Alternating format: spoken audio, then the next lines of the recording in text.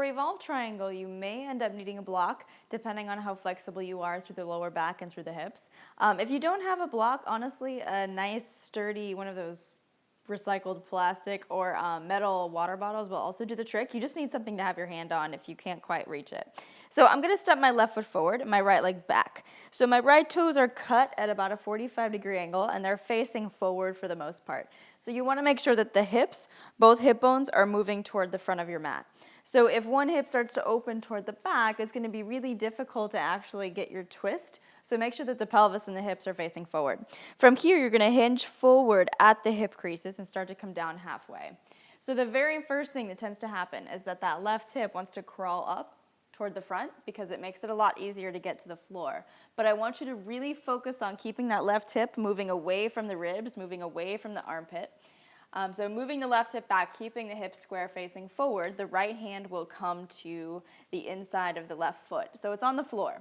Now if this is already difficult for you to reach, you can take your block under your hand or your water bottle or whatever prop you have and just let the chest come forward, pull the belly in, push into the right heel. And this is kind of phase one. So from here, we're going to add our twist. So if you have your block, your hand is on your block. If you don't have a block and your hand is on the floor, you can stay there. So with your hand wherever, block or mat, reach the chest toward the front. Keep moving the left hip toward the back, the right hip toward the front. And then on your next breath in, spin the chest open, stack the left arm. So again, make sure that that left side body stays really super long. So from the ribs to the hip, you're keeping that space. Another thing that's really important is that in your revolved triangle, you can't twist the spine by itself. So basically what that means is that the spine has a really limited range of motion in terms of how far it can twist. So you're actually really moving from the pelvis here. So don't worry about twisting your back really intensely, really deeply.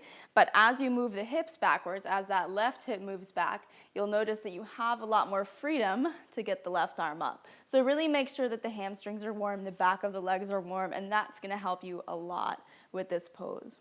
So you can hold it for several breaths. You can kind of stay for as long as you're comfortable.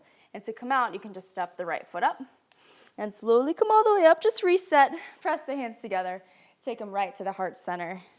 And that is Revolved Triangle.